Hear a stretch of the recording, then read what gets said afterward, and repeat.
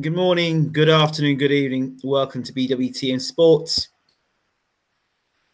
This is the Bryant Jennings versus Dawejko preview breakdown show. Don't forget, you can watch Bryant Jennings versus Dawejko if you're from the UK live on Box Nation on Saturday night come Sunday morning. He is the undercard for the main event, Isaac Dogba against Jesse Magdaleno in the WBO Championship of the World. Dogba being the interim champion and Magdaleno being the full WBO champion. That's going to be one explosive fight. Now, the fight I want to focus on tonight or today or this afternoon or this evening or this morning, depending on when you're watching it and where you're watching it from around the world. We understand we've got a global audience. And hello to you all. I'm going to be breaking down Bryant Jennings versus Dawejko. Before I do that, I've got to say something. Massive shout out to BWTM Sports Group. 300 strong, proud. 300. We hit the 300 mark yesterday with, strangely enough, Safiri, the guy that's mooted to be Tyson Fury's comeback opponent. So he joined the room yesterday, joined the group. It's on Facebook, BWTM Sports Group. We've got a lot of interesting names in the world of boxing, boxing journalists, boxing promoters, boxing fans, and boxers themselves are in the room. So check it out, get yourself in there, and everybody, we promise everybody that joins that group gets a shout out. There is, you can post your videos, your requests for interviews or shows or ideas in the room. There are many people not associated with BWTM Sports, but other people that post their sports stuff in there. Great stuff in there, great content. So please check it out. BWTM Sports Group, which is available on Facebook. Just type in BWTM Sports Channel Group. It's there. Check it out. Okay, so we've done that bit. Also got a shout out to BWTM Gaming. If you're a gamer, check out BWTM Gaming. Again, it's YouTube channel, check that out. And if you're into your news, culture, community, check out BWTM News. Get to those channels, check them out. Hit that subscribe button. We need your support. We appreciate you. So, done enough promoting there. Let's get on with this particular fight. It's always difficult for me, and maybe I'm professional, I don't know, but very difficult for me to break down a fight with somebody I have a personal connection with, somebody I've spoken to a lot, somebody I've done a lot of interviews with.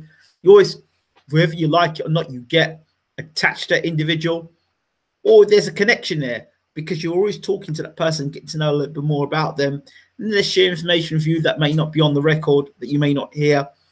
And, you know, you talk back and forth about things. And then you have, because they trust you with information. So when they talk to you, you do build a rapport with them. Unless you have some sort of a heart which is cold, you build a rapport with them. So you still have to remain professional. But it's difficult. It is very difficult. I won't lie to you. It's difficult. So here we have Bryant Jennings. Everybody knows Bryant Jennings has been on the channel. And he's one of my favorite fighters. Articulate, can fight, can box. And he's done well with the talent he's got, bearing in mind that Jennings was not a professional, an amateur Olympic standout. He had a handful of amateur bouts. When I say a handful, I think no more than 30 bouts he had as an amateur. So he was an outstanding amateur.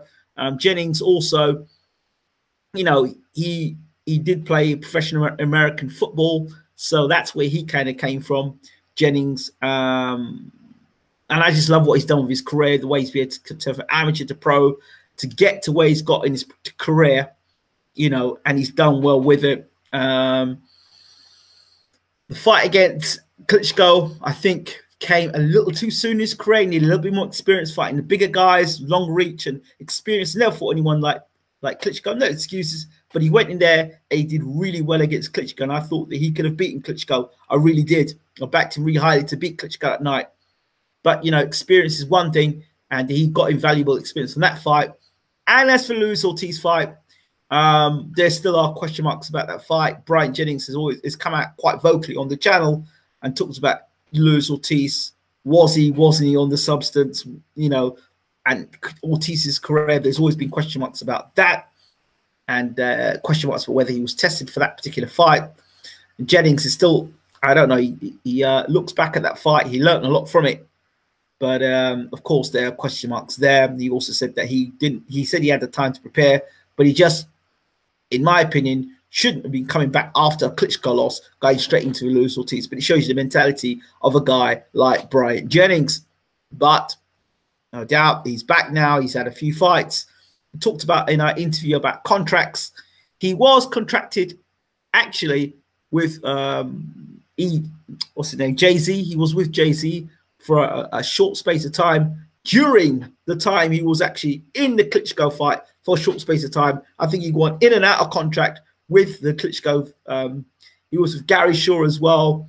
Now he's with Top Rank, and very astute guy, and he's going to see what he can do with Top Rank now. So a lot of contractual issues for Bryant Jennings, hence the reason why he hasn't been in the ring as much as we'd like to see him in the ring. He is in the ring now. He's had a few fights in his comeback trail, nowhere near the standard of a Mike Perez or Arthur Spilka or Klitschko or Ortiz, but he has been getting that working, training under new trainer John David Jackson.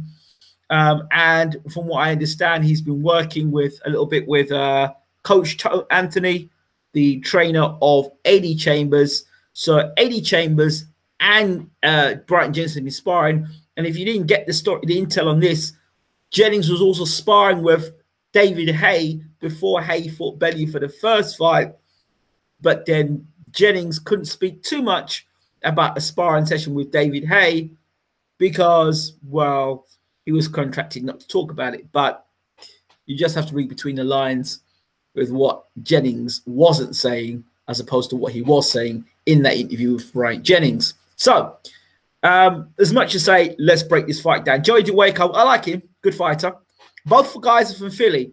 Now, for the background to this particular fight, I didn't know, but Joey Dawejko actually beat Bryant Jennings in the amateurs. So Jennings is he's a bit salty about it because he feels that, to be honest, Dawejko didn't beat him in the amateurs. I didn't see the fight. I haven't seen the what they call it. I haven't seen the video itself, so I can't say hey, yay or nay as to who won the fight. I do know that on Saturday night I will be watching the fight between Dawejko and Jennings, so that's going to be live on Box Nation. So to break down to this fight, let's look at both guys' records. And I said we talked about Jennings already. Let's just look at this fight. Jennings fights Joey Dawejko. Jennings at 6'3", so he's 84-inch reach. He's got one of the longest reaches in the heavyweight division at 84-inch reach he's got there. Joey Dawejko, 6'3", is Jennings. Dawejko is 5'10", so he's just short heavyweight, an inch shorter than Mike Tyson, and 70-inch reach. So he's got 14 inches to get past to hit Bryant Jennings. That's the first problem that Dawejko has got. And Dawejko's record, 19 fights, 11 by KO, 4 losses on his record as well. And I believe he's got 4 draws on his record, but let me check that out. Yeah, he had a draw against one Carlos Robles. He had a draw against Jarrell Miller when Jarrell Miller was 4-0. He had a draw against Rodney Hernandez, and a draw against Yalo Pereira. Yatelo Pereira was 6-2-1. Rodney Hernandez was 10, lost 5, and drawn 1. And Jarrell Miller was unbeaten. The losses he's had, he had a loss against Amir Mansour in 2015. That was a unanimous point decision.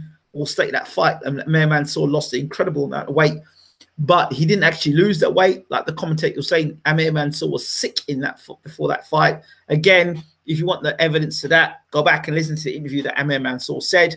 He didn't drop the weight. He was, I think he had diarrhea or food poisoning, but he beat Dawejko on points there. Joe Miller, let's see, the other loss he had was against Charles Martin. That was Charles Martin fight. He was retired. Martin would hurt him. Was beating him up, and basically there was a guy in the corner trying to stop the fight. I think it was an official, and then the fight. He's retired in his corner. He's also lost unanimous decision to Didier Bentz. So yeah, and you know the fights that Jennings has lost: Luis Ortiz and Vladimir Klitschko, two of the best heavyweights in the world today. For me, psychologically, for Bryant Jennings, that's the biggest thing for Bryant Jennings. Here's a guy who beat him in the amateurs, and you may say the amateurs don't mean anything, but here's a guy that when I spoke to Bryant Jennings said, "I'm taking this fight, Dawejko, but he's not on my level." So it sounded to me, knowing Bryant, it sounded to me like he was a guy that he had to fight, but not a guy he wanted to fight. Not a guy he wanted to fight, meaning I could have fought other guys better than this guy to showcase my talents. But if I have to fight this guy to showcase my talents, I will. So psychologically, he knows, he believes he beat Dawejko in the amateurs. However, the record is that Dawejko beat him in the amateurs, and Jennings, like I said, isn't too happy about that. So he's going to want to make a point and make a mark on Dawejko. Now, Dawejko has the advantage because he's punching up rather than punching down, and he's defensively good on the inside. He's good on the inside, and he's defensive. Doesn't get knocked out often. Did get dropped by Charles Martin. You know, but as this fight goes, Dawejko's got a few problems. One of the first problems is that he's going to get past the almost 14-inch reach advantage that Bryant Jennings has. My concern with Bryant Jennings has never been against the smaller heavyweights. It's always against the big guys, long range, guys like a Klitschko, a Wilder, a Joshua, the big, tall, long heavyweights. Those are the guys I've always had concerns about Bryant Jennings. Guys, Dawejko size, 6'2", 6'3", even 6'4", I've not got as much concerns about. I think Jennings does well against those type of guys. The one thing that Jennings doesn't have to worry about as much now is that, okay, he's got Joshua and he's got Wilder. Those two guys fought in the Olympics. But around the rest of the guys around the heavyweight division, he doesn't have to worry about that amateur pedigree so much. So he can kind of close the gap when it comes to boxing technicalities. And he's learned a lot on the road since. So I think, for me, I expect to see a better Bryant Jennings. Jennings, who is a vegan. A lot of people say he's a small heavyweight, but at 6'3", it's a decent sized heavyweight. I expect Jennings to work his way into this fight against Dawejko. His best work is when I think he'll get inside of Dawejko. Look to see the Bryant Jennings uppercut. That is his key honey punch. His right uppercut and left hook. They're the shots I think he's going to use. I think he's going to measure Dawejko from the outside. And as Dawejko comes in, I think because Dawejko's only chance to win this fight is on the inside. Dawejko doesn't win this fight from long range. He's going to get inside and try and close the range on Jennings, work the body, and do his work and get close to Jennings. So for me, Jennings will use the nice, decent jab, good jab he's got, move around, he's got decent footwork, use the jab, and as Dawejko comes in, hit with hard uppercuts and left hooks. There's enough power there from Jennings in the right uppercut and the left hook to stop this guy, to stop Dawejko. Anything after 4 rounds, I think after Jennings, you know, knocks off the old ring rust, as they say, and fighting better opposition, because Dawejko's pretty slick. He's got his defensive moves and stuff. But I think when Jennings starts to nail him cleanly and starts to put punches together, and it is nice when Jennings actually put his punches together, he can get Dawejko out of there. One of my criticisms about Bryant Jennings is, much like probably when he fought Luis Ortiz and when he fought Klitschko and some of other fights, he does put nice combination together, but doesn't put it together often enough. I want to see Jennings put more volume of punches together. I always said Jennings in some ways reminded me of Holyfield, the height, the reach, the style, sort of like, I know that gives Evander Holyfield a lot of disservice, but there were similarities there. I'd like to see Jennings put punches together more often. He's an athletic guy. He's a guy who's always in shape. So going the distance should be a problem, but I want to see Jennings put together nice combination on the inside, uppercuts and hooks, using the jab and letting those shots go early and often. I saw him doing some work at Coach Anthony, and I'm not a massive fan of the on the pads. I'm not a big fan of it. I am definitely in the agreement with James Ali Bashir that stuff is great for kind of muscle memory and getting yourself warmed up. Great, but you're not going to meet anybody in boxing that's actually going to stand in there and let you pop one combination off like that and not hit your back. You know, the only time you're probably going to get a combination like that off is when you got a guy reeling against ropes and his eyes rolling behind his head and he's on his way out. Other than that, looks nice, looks great for the video, looks great for Instagram, looks great for Twitter, looks great for YouTube, but absolutely useless when it comes to actually fighting the guy in front of you.